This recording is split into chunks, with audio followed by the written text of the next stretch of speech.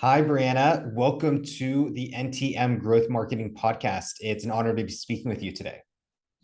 Hi, Andrew. Thank you so much for having me. I'm flattered to be here. I am interested and exciting for our conversation to talk about Yellowdig, which is a very interesting edtech organization. And before we were chatting and you appearing on the show, you talked about you're relatively new to marketing. So love to hear from ground zero today, what inspired you to get into marketing and how did you end up at this organization? Sure, I'd be happy to. So I guess starting back in college, I studied entrepreneurship, and really entrepreneurship is much more similar to marketing than I realized. And it's really a whole lot of just getting to know your customer and really understanding the problem you're solving and why people would want a solution for it and what solution that might be. So studying that really lended itself to going into marketing. And I still am entrepreneurial and I do want to eventually start something, but I did think that marketing really made a lot of sense because it meshes so well. And I had a lot of skills that already translated because I did do a lot of marketing type things when you're starting a business. You want to make a website, you want to figure out how to post on social that will get people to interact with you and things like that. So that's ultimately how I decided to go into marketing.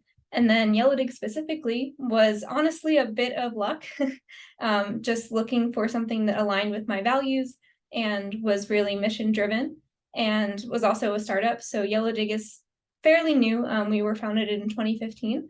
So we're definitely not brand new, but we do have a lot of the elements of a startup that I really like. What is your official title at Yellowdig? I am now the marketing team lead. Awesome. Tell us a little bit more of what does your day-to-day as the marketing team lead look like?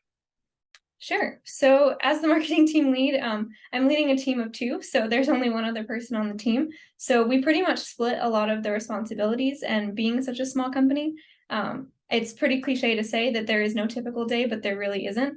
One of our main initiatives is webinars. So I do tend to spend a lot of time talking to current clients in meetings and getting to know their stories so that we can translate them into a webinar and preparing for that, creating graphics, pretty much everything that you need to do to get a webinar up and running, and then promoting it through emails and whatnot. And then we manage our own website, so keeping that up to date, making sure those webinars are on there so people can actually find them.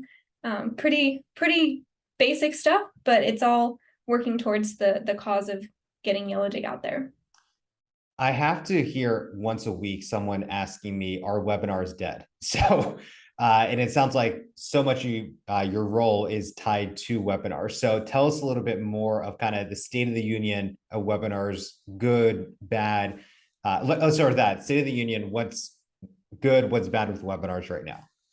Yeah, I don't think webinars are dead, otherwise we wouldn't be doing them. I think people are definitely burnt out of them, and that there has been a lot of bombardment with webinars in the past 2 years with the pandemic.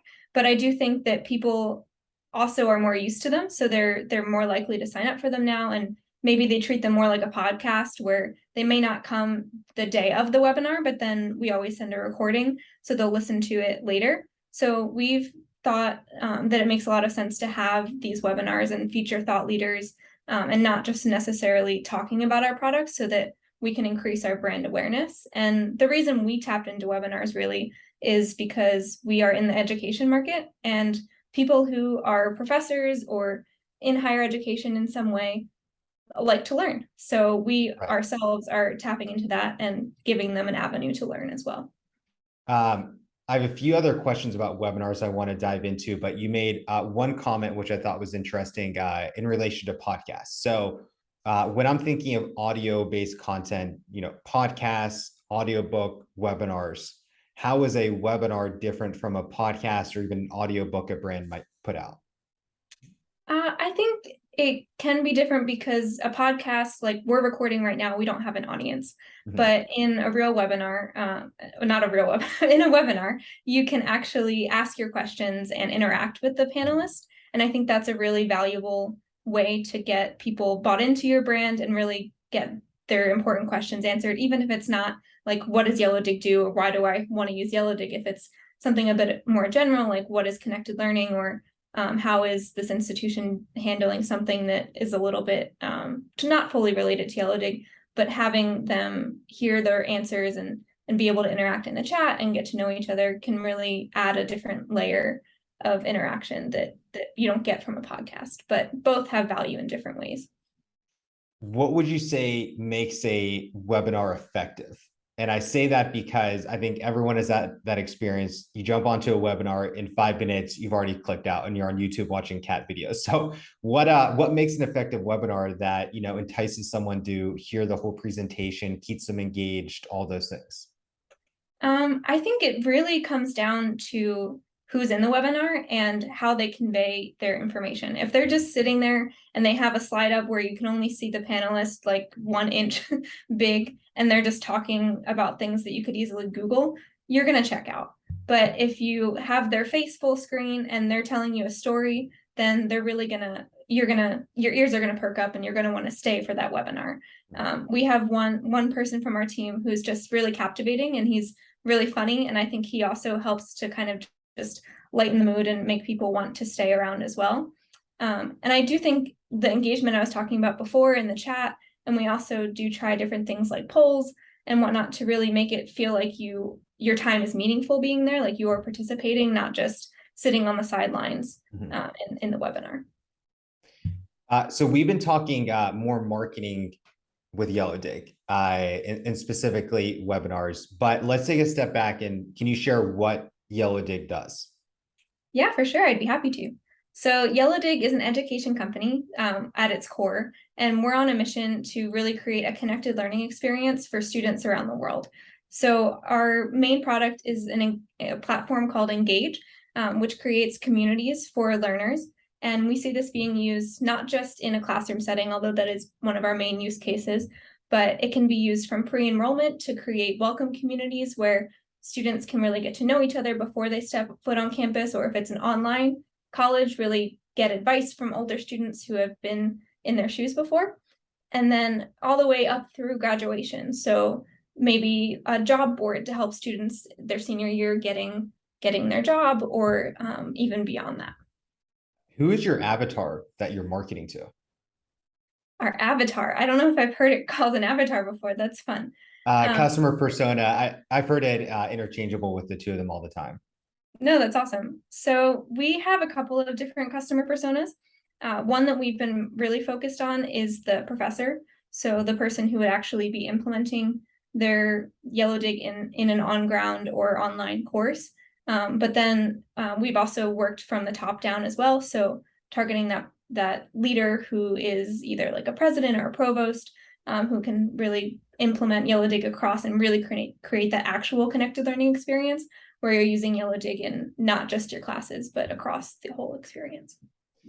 Perfect. So as you're thinking about these customer personas, from the time they hear about your brand for the very first time to they're ready to buy, and I'm sure there's like zigs and zags of how they actually get there, but at a high level, can you share with us that journey flow you want to take someone down to? And what I'm hearing, it's a very educational based sale. It's not a sandal you spontaneously buy on Amazon for $20. Yeah, it definitely is a longer sale. You're not going to just decide to use Yellowdig and then implement it the next day, which we do have that happen sometimes, but for the most part, it does take a little bit longer. Like you said, our customer journey is a bit more of a spider web than a linear path, but I would say it starts out with the awareness where people are seeing us on social media, maybe one of our thought leadership webinars. We also do have a blog and get articles published with different associations like AACSB and whatnot that our users might read. So they might just see our name there. And then conferences are also something that's starting to come back now that the pandemic is winding down a bit. So that's another awareness spot where we sponsor conferences. They might see our logo. They might see one of our sales team members at a booth. And then they consider Yellowdig and they might download one of our ebooks. That's one piece of content that we worked really hard to curate, including lots of stories from different users and different types. So we might have a STEM story, we might have a English story, we might have a leader telling their story in that ebook, and they can see how the solution would fit to them personally. And then, of course, we still have the webinars. We have demo webinars, and then ones where we focus our clients more. So not necessarily a thought leadership webinar, but not necessarily a demo webinar, kind of somewhere in between, where they can hear from a specific user and what they did to be successful in Yellowdig. And then we nurture them.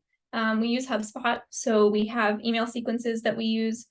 We've been improving them, definitely trying to segment better, targeting the different personas that we have that you mentioned, like professors. We have instructional designers that are a different segment that we talk to differently, and then the leaders. And then the last thing is just hoping that they convert, which we have partnership plans that they can request or a live demo.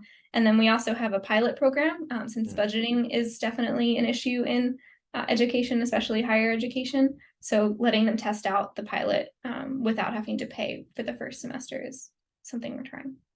Is there an element within all the spider web of marketing you have that you enjoy the most? Like you just get really excited on Monday morning to work on this? I would say I'm a little split. I think the first thing would be webinars, because although we are doing a ton of them and it can be a little bit of the same thing every time, I love interacting with the customers. So getting to actually talk to people who are using Yellowdig, and it reminds you that like, hey, we actually are creating a product that is really changing lives and like helping students to learn better and helping instructors to not feel overwhelmed and burdened by grading boring discussion boards. So that definitely wakes me up. I don't drink coffee, but I could say it's like a cup of coffee. And then I guess the second part is working on the content. I don't get to do it as much anymore in my marketing leadership role. But when I first started, I was creating a lot of like ebooks and working on the blog and that kind of thing. And I really enjoy writing and getting to be creative. And I think that's a really fun part of marketing. And you have two people who report to you, you said. No, me and one other person. So one Okay. report at the moment. One person reports into you from your org chart. At the moment, yes. What have you learned about leading a marketing, I'll say singular marketing talent? What are some things you've learned? Our team has fluctuated. We've had multiple people before. But yeah, so leading is something that I think a lot about and I really want to be good at, and I try to do my best at, but I definitely think it's something that everyone can grow in and continue to improve. The one thing that I really like to focus on is leading by example, and especially in a team of two, you don't really need to be breathing down their neck and being like, are you going to do this? Because you need to have that communication and rely on each other. So really just showing that I put a lot of work in and really care about it, and having my passion come through is a part of my leadership. And then I like to reference, I don't know if you've ever heard of Tony Weedo. I've not. Who's Tony? You said Weedo? Yes. Who's that? So he actually was a professor of mine back at the University of Delaware, but he's pretty well known. I believe, I'm blanking on where he was. I think he was at Pepsi or KFC or both, really high up in there.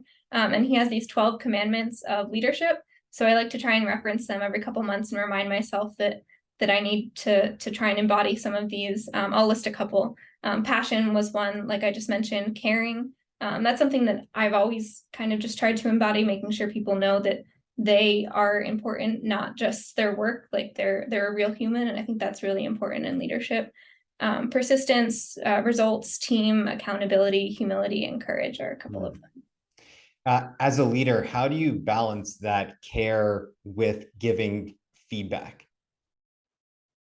I think you really need to just establish your relationship with the person so that they know anytime you give feedback, it's not an attack on them. It's not an attack at all. It's really just trying to improve everything. And I think caring, if you actually care, you're not going to just say it's amazing every time, because then that person's never going to grow. And right now, the other person working with me also didn't start in marketing. So we're both kind of learning together and both want to improve. So I encourage him to also give me feedback. And if I couldn't handle feedback, then why would I be giving him feedback, is kind of the way I see it. So I'm going to make an assumption that you said earlier that Yellowdig matches your passions and your purpose around education. So I'm assuming you're an individual who's constantly trying to learn more stuff. As you're consuming content just as an individual, what are you noticing you're gravitating to right now? Is it podcasts, books, webinars, podcasts while you're driving? Do you like sit outside and read a book right now? How are you consuming content as a person? For the most part, I actually just started to try and relearn Spanish. Nice. and Are you using Duolingo or another software? I was really into Duolingo. I haven't gotten back into that, but instead I have been listening to a Spanish podcast. So I have a good enough understanding of Spanish that I can kind of get through a podcast and hear it. And I think getting to actually hear things will help with that. So that's kind of just a random that I've been listening to podcasts. But I guess as far as like work wise, for the most part, I really end up just living in Google and trying to learn from, like, HubSpot's really great at putting out thought leadership type, not thought leadership, but like informative things around marketing and learning from that kind of content. So you're re-educate or you're educating yourself about marketing through HubSpot is your main source?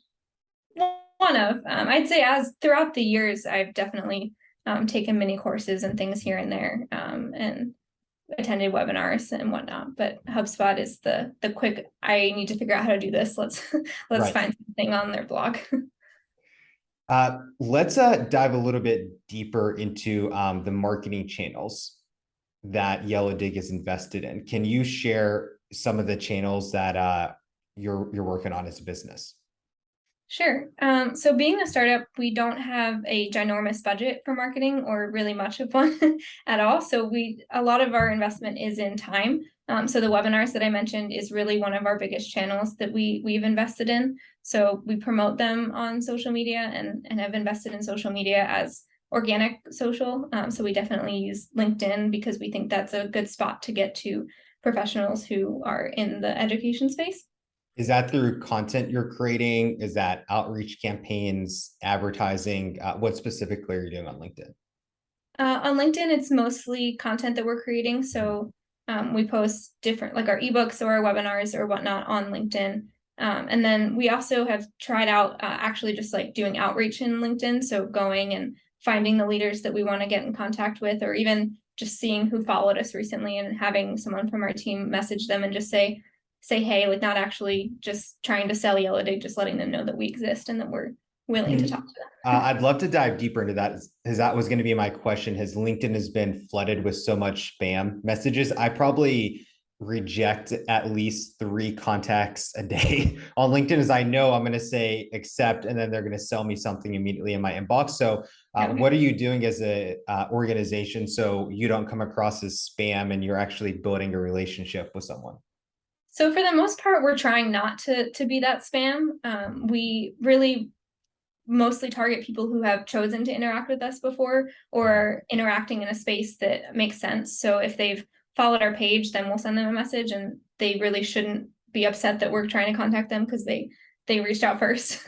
And then we also try to interact with people who are posting about education topics that we posted about before, and maybe we'll send them a message and say, hey, here's an article that we were looking at too, and that kind of thing. So we're not trying the tactic that it seems like everyone on LinkedIn is trying, where they just say, hey, would you like a demo, like immediately? Because we know that that's not going to work, because unless you're offering them a free lunch or something crazy, they're not going to bite, and we don't have the budget to be giving away free lunches constantly. Right.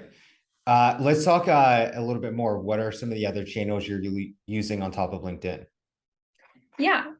So on top of LinkedIn, we do a lot of email marketing. So mostly our own email database. We email, and we have different sequences that we have people enrolled in. We try not to spam. We try to mostly send different things that they might be interested in. Especially, we've been working on a campaign that's related to webinars, but we're translating it to pretty much everything, called Education 3.0, Connecting the Learning Experience.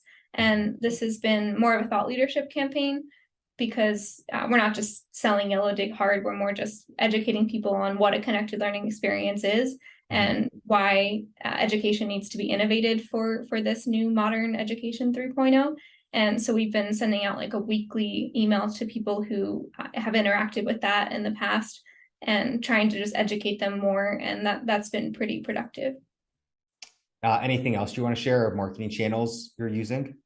I think we covered the main ones. Perfect. A question on your email database. Are there any strategies that you would recommend to build your email database? Actually, we've been thinking about the opposite lately. Oh, you're So trying to cleanse your database. yeah, so we That's it. actually, Yeah, that's a great point. Can you talk about the distinction between the two of you have a database, however size it is, and you're thinking, okay, 50% of this is actually not our right people. How do you cleanse your database?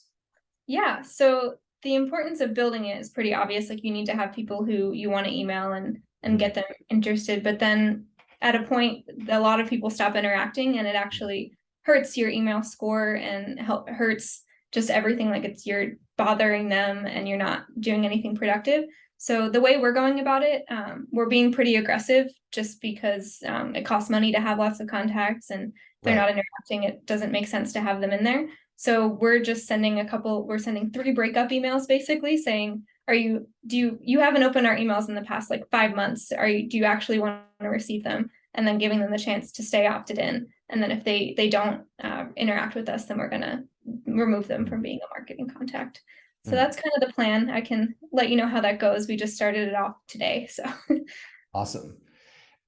So with your marketing efforts as an organization, how are you measuring success? Is it quantitative, qualitative? And is it email rate, subscribers going up? Is it diving into the webinar stats, leads you're producing for the business? Just anything that's on your mind that you and your team measure success as an organization?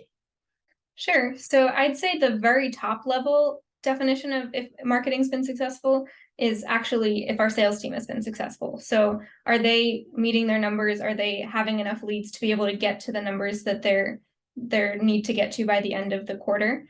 And then diving back down actually into marketing metrics, we do a lot of quantitative, but it is mostly quantitative, I would say. So the first thing is our webinar leads.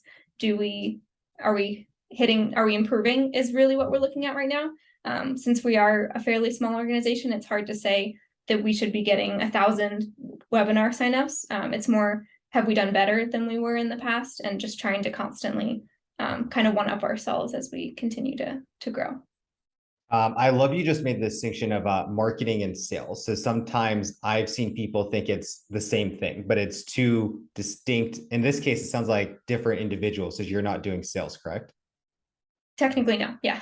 So can you distinguish between what is marketing, what is sales, and then maybe even talk about some of just the common sales and marketing disagreements? As you hear so stereotypical, like marketing saying, I'm sending you the right leads and you're not closing it. And sales says, you're not sending me the right leads. That's why I'm not closing. Like, yeah, some of the issues sales and marketing people have with each other. Yeah, it's funny. You know, our former CMO was telling me about how marketing and sales usually bat heads, and how our organization is really different because we actually all get along really well. That's great. So I'm happy to report that. But the difference I see between marketing and sales is marketing is really just stirring up interest and getting those initial leads in, and then sales is really diving in and closing them. And our sales team also does a little bit of their own like farming, trying to find leads at their accounts and that kind of thing, but they would be more cold leads than warm leads that marketing would bring in. And then the the battles that you hear about in marketing and sales can be that you're bringing in not enough leads and it's just too cold for the sales team to be able to meet their numbers, or the leads that you're bringing in are garbage. Like you're getting people from different countries who don't understand that what your product is for, or just a different industry that we're not ready to dive into, or things like that. I mean, we definitely have had our issues with our leads when we tried out. We did try out paid social, and that did not go amazingly well. So we did have issues with that, but we knew what the issues were. It wasn't the sales team necessarily telling us something that we didn't know. Why do you think paid social didn't work for your business? Honestly, I think there are a lot of factors. The first one being we didn't have like a ginormous budget that we could do a ton of A/B testing and really figure out what worked for our audience. But really, we're an education tool, and you're not thinking about your job when you're searching Facebook, and LinkedIn ads just can be really hit or miss. You're not always on there really trying to be productive either, and it's just really catching people off guard in a spot that they're not mentally ready to be receptive to learning about something that can improve their job and their work. When do you think paid advertising does make sense for an organization? Um, Honestly, I don't know.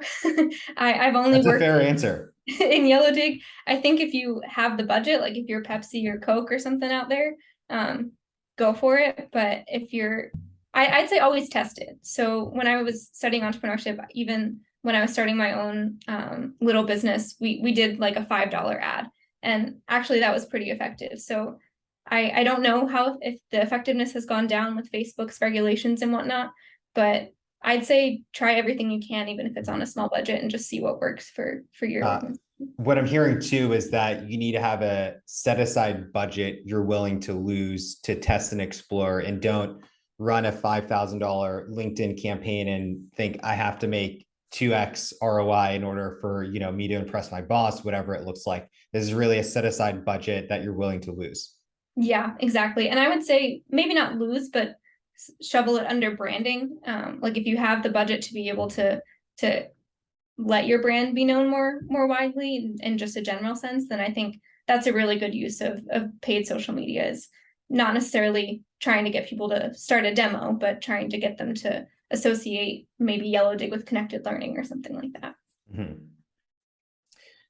Tell us about a marketing fail you've had and some of the lessons you learned. Yeah, so we definitely have had some of those. When you're testing out new things, that's bound to happen. I'd say the paid social is probably one of them. But to say something new, we tried out a referral program, and we're still trying a little bit, but I think it's pretty much time to call it dead. Um, so basically, we spent a ton of effort trying to get the referral program set up so that there would be a tracking link and a fancy website, and then people would, if they started using Yellowdig after being referred, we would make a donation to a charity of their choice, that kind of thing. So it just didn't work. We did it for a couple months, and we got one person who wasn't even qualified as a referral who came through. And what really was the flop was that we just didn't take the time to talk to people who we would want to use the referral program and get their feedback on it, and at the beginning, and really understand how they want to refer people. We knew referring was a really strong way of promoting Yellowdig, and that a lot of our customers did come through referrals, but it was more just random word of mouth, like they were talking to someone and it made sense to tell them about it, not, hey, Yellowdig has a referral program and I sent you a link kind of thing. Right. So Let's hear on the flip side a marketing campaign in the last 2 years that you're really proud of. I feel like I've been talking about this the whole podcast, but I would probably say that the Connected Learning Experience webinar series that we've been working on, it was definitely a feat to try and get someone to commit to a webinar every 2 weeks for 6 months and have them be a leader in higher ed, and then getting everything, the branding around it, we improved a lot and made it a lot more clean than we'd done before. So we're pretty proud of that. And it's been pretty well received. So we've had some great signups and interest in it. And I think one of my favorite things is that we started doing LinkedIn Lives, which we hadn't done before with that webinar. Tell us a little bit about LinkedIn Live. Yeah, so honestly, getting it up and running the first couple times definitely fumbled a bit and maybe started it a little late. But I think it works pretty well. And we don't have like hundreds of people randomly joining on LinkedIn, but I think the couple of people that we do access through that wouldn't have heard about it otherwise. And especially, it seems pretty obvious, but using hashtags to try and get that to a broader audience. We had one person who was really active in the chat who was from Africa, I believe, who really cared about connected learning. And we would have never connected with her if she hadn't just randomly stumbled upon us on LinkedIn Live. Hmm. Are you exploring LinkedIn newsletters?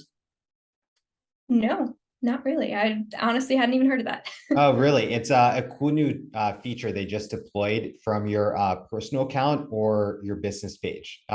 So you, just like you would do as an organization with your newsletters, you can publish that within LinkedIn, but then all of your followers of your newsletter get a notice every time you publish a new post.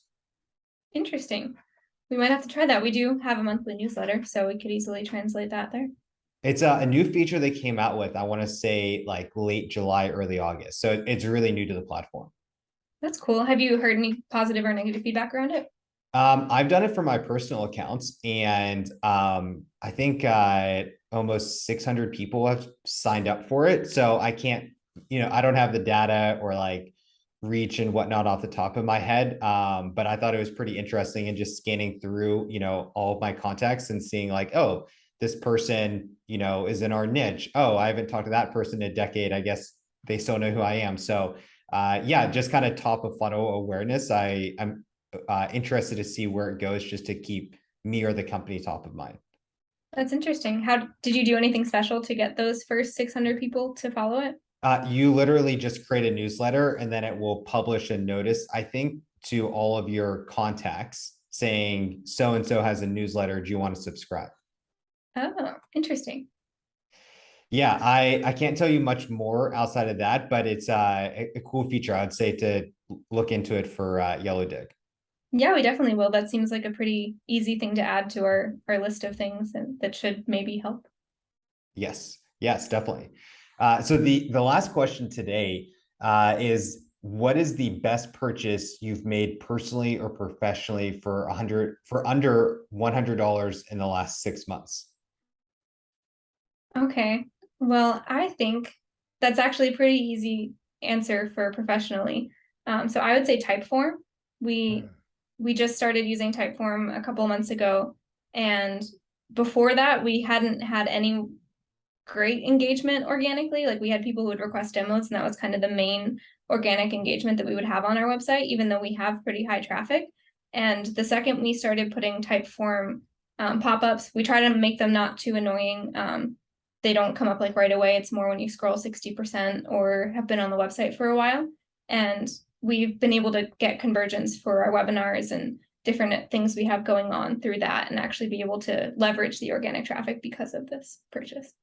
Can you share a little bit more about what Typeform is? Because we use it for hiring to keep all of our form submissions neatly organized. But yeah, what is Typeform, and can you talk a little bit more specifically of how this software is beneficial for Yellowdig?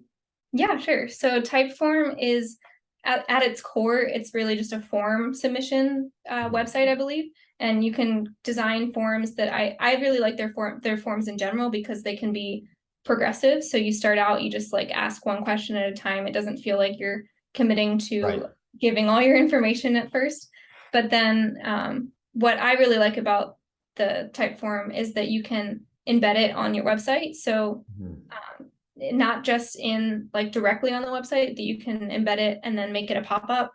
You can also do different like pull over on the side, so you can have it almost look like a chat as well. Come over, different things like that. We tested different ones. Right now, the basic pop-up has been the most effective for us. But yeah, it really just makes it look sleek. It totally integrates. It's pretty simple. We use Wix for our website, so we just had to add a little snippet of code for each pop-up that we want on there, and you can easily turn it on and off with Wix when you want to too. So it's been really effective. Perfect. And I think we pay $35 a month. Maybe it's a $35 to $50 a month subscription. Is that what you're paying? Yeah, that sounds about right. We're on the very lowest basic one that they have. Perfect. Well, thank you so much for taking time out of your day. It was an honor to speak with you, and thank you for your time. Thank you. It's great talking to you too.